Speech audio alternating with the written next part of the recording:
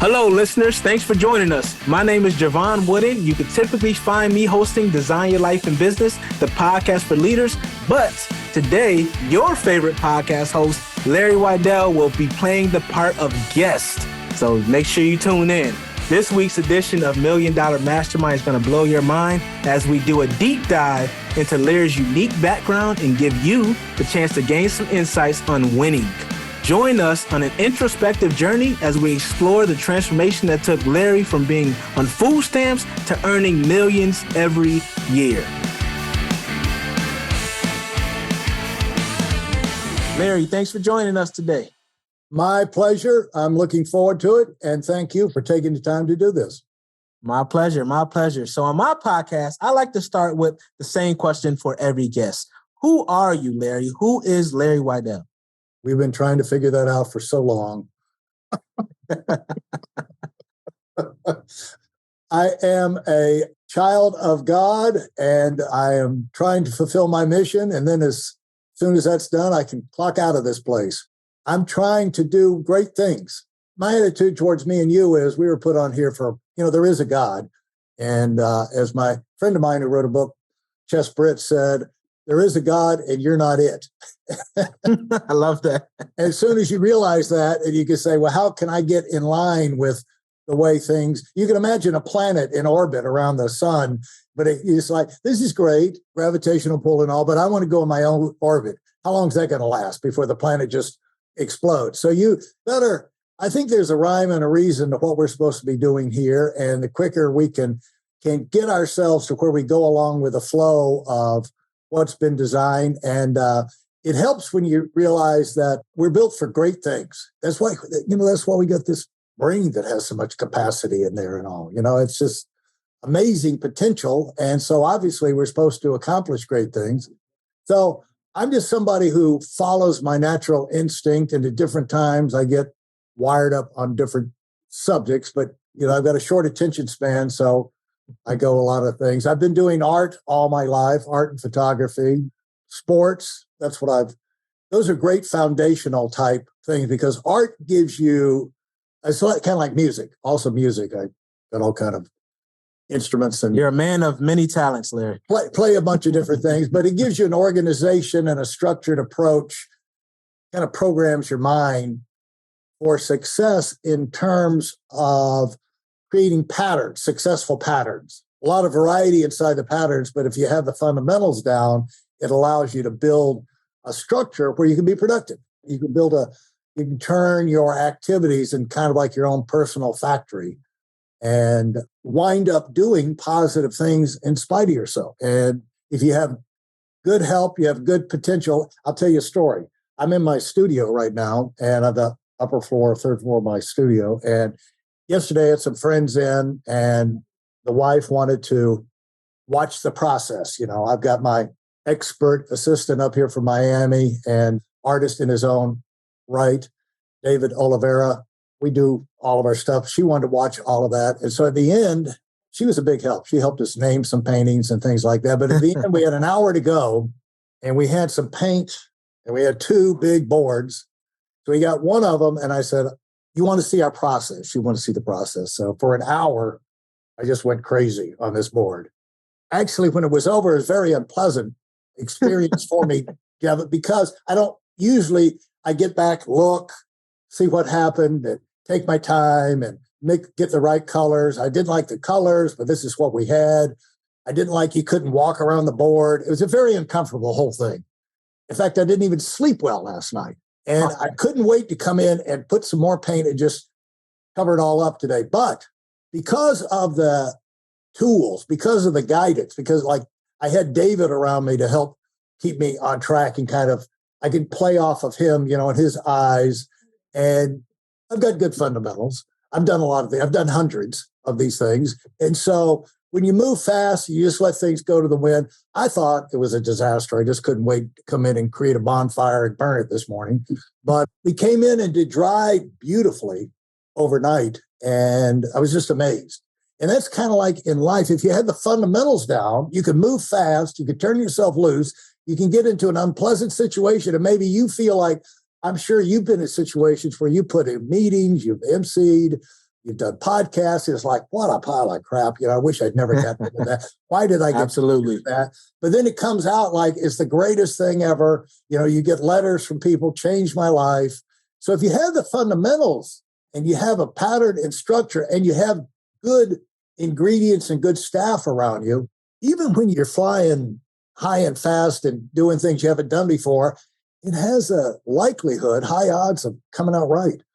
Mm-hmm. Like I was blown away with this thing. I'm not even going to touch it, change it. I mean, it is the way it is. And so it's the name of it is, you might never ever see it, but it's going to be something to do with Cleopatra because there's a lot of purple in it. And she was the one who made purple the color of royalty. And so, no, I'm going to call it Cleopatra's Freedom. Yeah.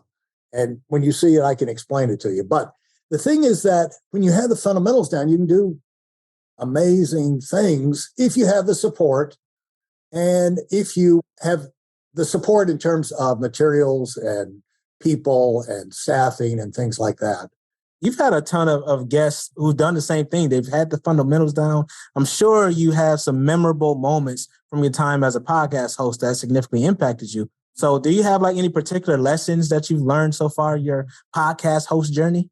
The main thing, Jevon, is the lessons that I've learned that I've kept and used myself with other leaders on the way up to hear those things reinforced in other environments with other people talking to me about those same things I've talked about, but it's like reinforced. And so it's great to see how transferable winning strategies are. And I heard something early in my career was that great ideas don't care who uses them. There's nobody there's no patent on owning an idea. And so if you're in a free country and you have decent health and you have the minimum of type resources, you can go out and make some amazing things happen if you get into winning patterns about how you use starting with your thought process, and also that leads into using your time. And you can start moving forward. You can start elevating yourself, much like you've done with your podcast and other areas. So it's fun to see those principles reinforced. And we all need to be reminded of these things. There's Absolutely. a lot of things that come in and flood our mind and can cause you know stuff, but you're not really thinking about it as much as would benefit you. So that's the thing. The first thing that comes back to me is these principles and that they're so transferable. And so that's the good news about what you and I do is that we can simplify these things, clarify these things, and serve them on a plate to those that are looking for good information to use going forward and say, here's something you can use, here's how it could impact you, and absolutely. So what's one of the things, like you've spoken to a ton of really excellent experts and thought leaders, and you're one yourself. So there's so many things for the audience to take away. What would be one thing you want the listeners to take away from your podcast? Focus on winning.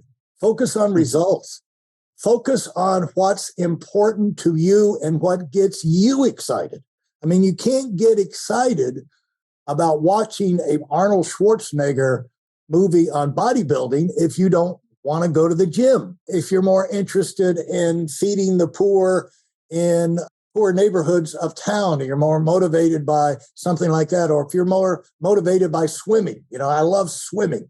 You've got to pursue the things that turn your butt on, because the one thing I've told people my entire career is I don't know if you can be great at this, whatever business we're in, financial services, or we're in a sport or what. I don't know if you can be great, but I know that you can't be great if you piddle with it. You're not good enough. I'm not good enough. Tiger Woods is not good enough to be great at golf if he piddled around with it. Absolutely. So if you're going to be great at something, it's got to be something that you have an interest, which some people use the word passion. Some people where goes beyond interest to passion to obsession, where you can let yourself go and just follow that where it leads. And because of that, you spend so much time, you ask so many questions, you have so many efforts and tries, swings at the ball that you're at the plate because you're trying to get where you can hit the ball, you develop some skills and you get pretty good.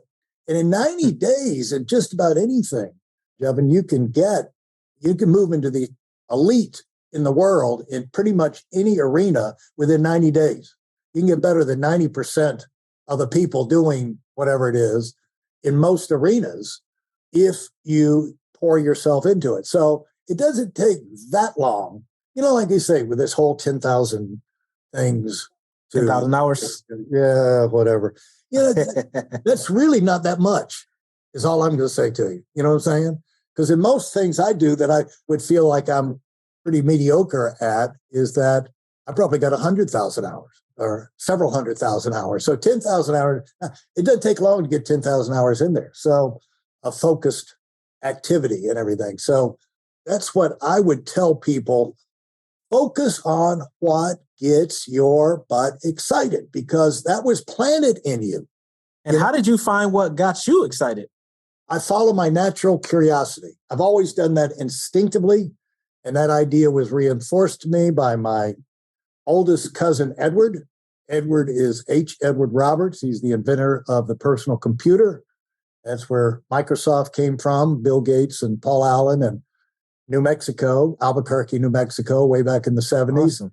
He was, according to them, they told him in a phone call when he was on his deathbed, and this is when they had all of their success and met everybody in the world. They said, we just want you to know how much we appreciate, boom, boom, boom. And which is kind of surprising because Gates was always a hardball, hard to get along with, headstrong. And he and my cousin batted heads. Skinny at 19 years old, he was the only one who had the courage to go up against my cousin, who was like 6'5", 350 pounds, and a bull. I guess he knew what he wanted, right? So he didn't care who was in the way of it.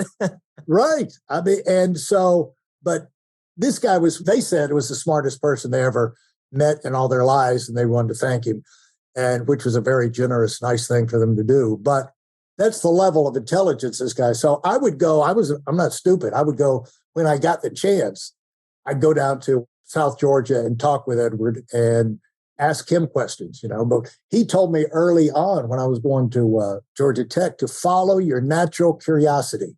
Because he said, what happens, which I had pretty much done that all along anyway, but it was good for these thoughts that you can have as instincts for. It's great to have them reinforced by people that are successful.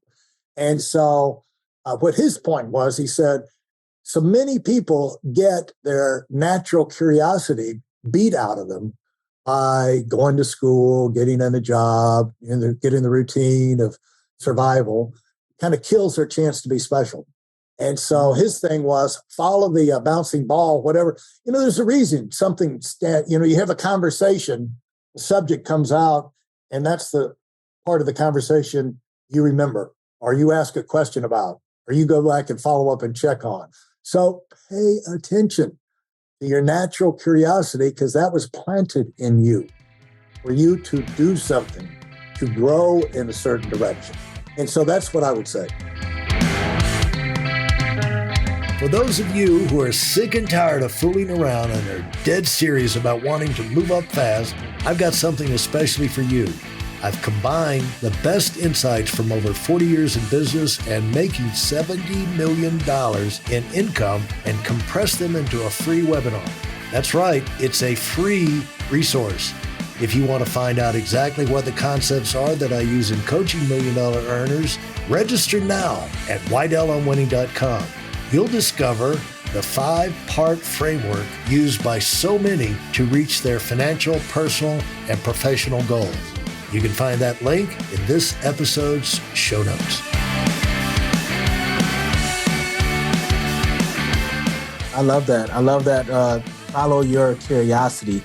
And then when it comes to that, though, oftentimes as creatives, especially as entrepreneurs, we kind of go all over the place. So how did you define success? And as you achieve different levels of success, you grew financially and personally. How did it change? Well, again, that's like you follow your natural curiosity. Mm-hmm. You follow, and that directs you into certain activities. And when it comes into, let's just say from a business standpoint, you got to find something to do that makes money. You know what I'm saying? I grew up and my mother used to say to me, all you do is gripe about people you see and what they do. You got to find something you like to do because sooner or later, you're going to have to do something. I'm picturing a young Larry griping. Yeah, it's just like, well, look what that idiot does. I mean, can you imagine doing that for a living? What a pile of crap that is. I guess she heard that one time too many, but I was always attracted to sales because I like people who get ahead. I like results. Don't you like results? Absolutely. I like results. And so it's like, how can I get the biggest bang in the shortest period of time? I'm not attracted to the Pareto principle, the 80-20 rule. I'm attracted to this whole thing that I think Jim Collins said, I don't know what he called the wheel thing, but basically the 20% of the 20%, the 4% that drives the whole empire. What is the sweet spot of activity, of skills, of doing, of people to spend time with that you can get the biggest payoff? Because I like results. Don't you like results? Absolutely. Well, you've definitely gotten results. I mean, you are up there, right? Well, I played sports. I was never fast enough to go on, thank goodness, to college or the pros because, I was not good enough to get out there where you could really get hurt. And so I got the experience of it in high school, but that was as far. But one thing I learned, winning is better than losing. And some people never recognize winning is better than losing. Everything tastes better. Everything is easier in your mind. You still got to do sweat, blood, this and that. But if you lose, the negative impact of everything is so much bigger on you. But when you win, it's just like it rolls all the pain you had to go through, all the aching joints, all of the wind sprints, all the stuff hours you put in. It just seems like nothing. And it's just like winning is this because we all are nutrition, eat right, and vitamins and everything. But the best balm cream you can rub on yourself, winning. Oh, yes, baby. Winning. Oh, that feel. My face, more winning, please. Give me let me ask you something, Larry. How do I get some of that winning balm? How does the listeners get some of that? What are some habits and routines that you've developed that you could share with the listeners? Number one, you got to work hard, but you don't have to work like a lunatic. Now, when you find what you're supposed to be doing and you get in it and you start having results, then's when you're going to have to dial yourself back because you're just going to be like a maniac following that road. But in the beginning, as you're launching off in it, just work hard. If you work, this is the greatest, I never went into any situation where I've said to myself, oh, I'm going to be a big success. This will be nothing for me. I never felt like, oh, a piece of cake. No, I never had that feeling. Me either. And I never had the feeling like, oh, just give me a little time. I know that, you hear people that say like, sooner or later, I'm going to be there. I never had that attitude, but I wish I'd had. I wish I'd thought of that. Like, oh, sooner or later, people will say like, I'm just going to keep on. And then sooner or later, a break will come my way. I never felt like a break was going to come my way, but I did know that most people are lazy. And so I did hear this earlier thing. If you work hard, you're going to beat 50% of the people because most people don't work hard. They say they work hard. They don't work hard. Or they might work hard when you're watching, but when you go behind the scenes, they're doing nothing, right? As soon as you walk in the other, soon as you walk in the other room, and I don't know if you've ever been in a training situation with high-level people, but I mean, regional vice presidents would come in and they're like, "Oh, Larry, I just dying that I'm not jumping 100,000 a year in my income and doubling and triple my volume and, having the growth and go to contests and conventions and win the big awards, with it just kills me that I'm not on the stage." And, and I said, really? I said, you really want to do that? I said, okay, well, what we'll do is call me tomorrow and we're going to get a plan. I'm going to help you do that because you can't expand your own vision. And so you need somebody who's been there who can help show you the way. And so I'm going to go and I'm going to think about how you could get on a track and you could turn your business around. Okay. Now, what will happen on that? And eventually the light bulb went on. What happens after those conversations, Jevon, is I have a sleepless night trying to get a game plan together to help this guy out because I fell for it. Yeah. Now, what he did was go home, cook spaghetti for his family, and then watch television the rest of the night. He forgot we even had the conversation. So if I called him the next day and said, let's get together, have that plan, he said, what? Oh, yeah, we were going to do that, weren't we? So, people just talk a good game, but they don't work. So you're going to work, just make up your mind, work hard, you're going to be 50%. Then to get in the top 10%, all you got to do is pay attention to who are the best in that arena.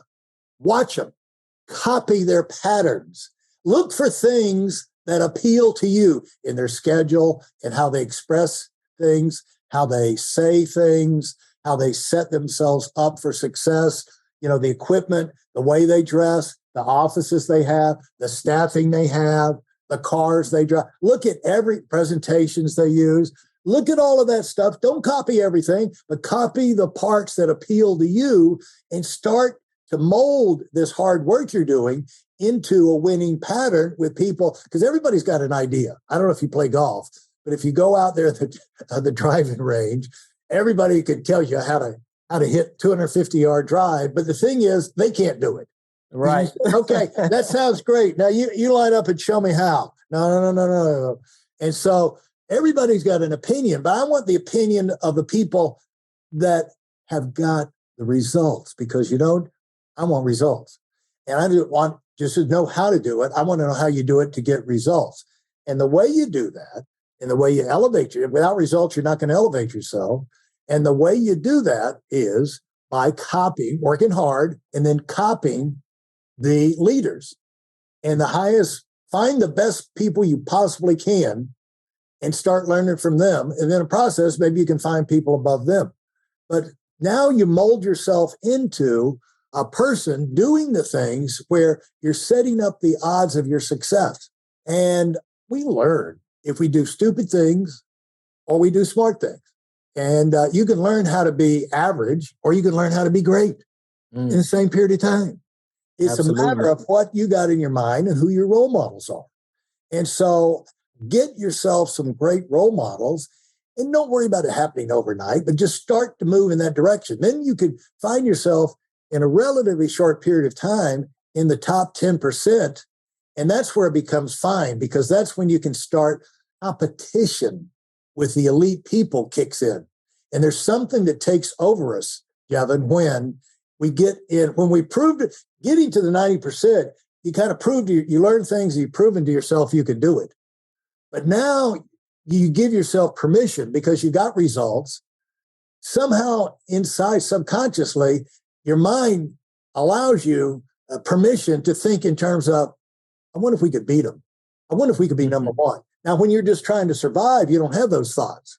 But you work your way up to the top 10%. Now the competition kicks in. Schwarzenegger, I got that in my mind because I watched that show last night. You must have watched it. Yeah. He said on Netflix, by the way. Yeah. But he said that I wouldn't he said in the 80s, I would have not done as many action movies. I wouldn't have pushed myself that hard, except for that stupid Sylvester Stallone. He said, I just couldn't rest. And so competition brings out the best of us, but that doesn't get activated until you get the basics down, you get the patterns down, and you've had enough success to kind of convince yourself, I can play at the highest level. And there has to be this concept, in order to get to that level, you have to be willing to take some risk, right? So you got to be willing to step out of that comfort zone. Can you describe any situation or circumstances where you or a client had to take a significant risk to reach that next level? I tell you, it doesn't seem, it is, you do take risks, insane risks, okay? And like what looks back you look back over your shoulder and say, I was out of your mind. When I moved to North Carolina to open up an expansion office in 1970, the end of 78, with my family, I was on commission. It was the first expansion out of Atlanta north. We had one guy go to Dallas, Texas, and that was pretty much it. And so, plus he was at a higher level than I was. He was a regional vice president. I was like a district leader. I was, and so our division leader. And so I didn't even have the big title and the authority and everything, but I had to get out of Atlanta. So I went up there and had 2 yard sales, raised $750, selling off the garbage in our basement, got a rental truck, and moved to North Carolina to launch a financial services empire. Wow. And Talk about a risk. I had no savings. My wife did not work outside of the home. I had a 3-year-old and a 5-year-old boy. And I woke, this was like around Thanksgiving of 78. And, we got in the groove, but it was about March where I actually woke up in a cold sweat in the middle of the night when I realized, I sat up in bed. It's like, what have you done? I got to ask you, Larry, what did your wife say when you told her you were going to do that?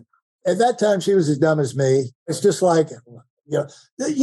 It's easier to do those things if, in your opinion, what I've got and what I'm going to get if I stay here is totally unacceptable.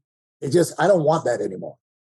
It's easier to make the leap when you're leaping to something that is so exciting and you've had enough success to know I could pull this off. It can't be a wild, impossible dream that you never even tried before. But if you've done some warm-ups and you've got some strategy in here, that a year before I made the move to North Carolina, every day I woke up and said, okay, I'm in North Carolina today. What am I going to do? Because I pretty much do that in anything I do. Like if I'm going to sell this house and move to another part of town, I'll go over there. And the first thing I do is I'll get a chair and I'll sit outside that house or on that sidewalk and say, okay, I'm home for the evening. What's the traffic look like around here? What are things, I just kind of experience it, And then most of the time I don't move. You put yourself there. I did that it's why I've got a home in Palm Beach, but I've got a half the year I'm in Aspen. But I checked out all the other Colorado towns, the main ones. And I love Beaver Creek and Vail. But if I got a similar house out there, where would I go? I went to the realtors and we went and looked at the houses.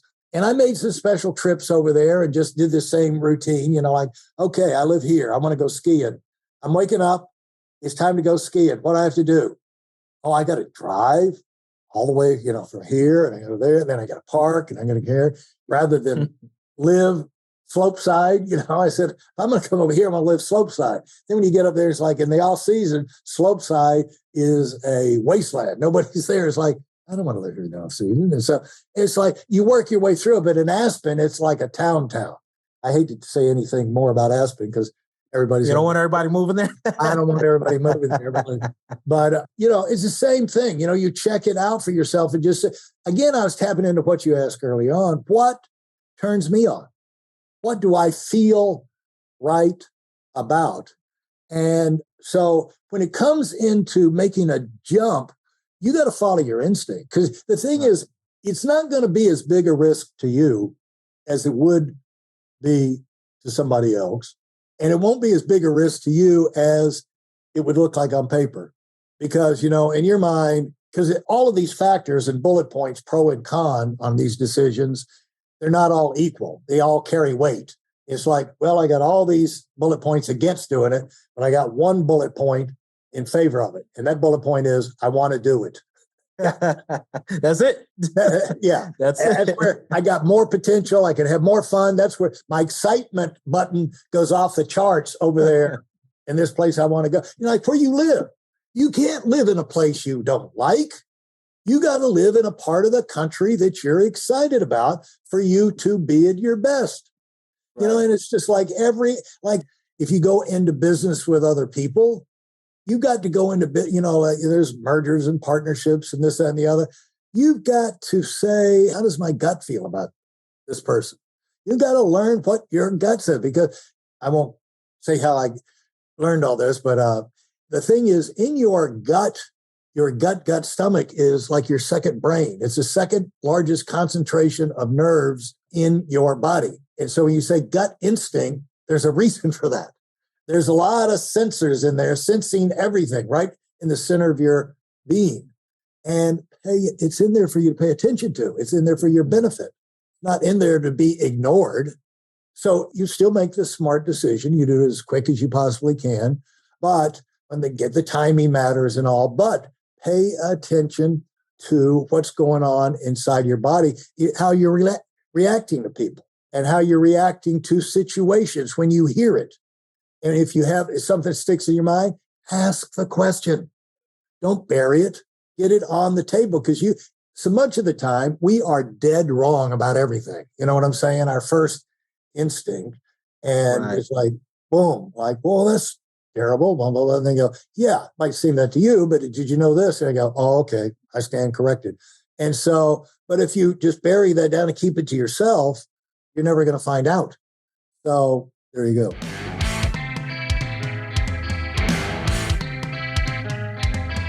Million Dollar Mastermind is brought to you by Larry Weidel.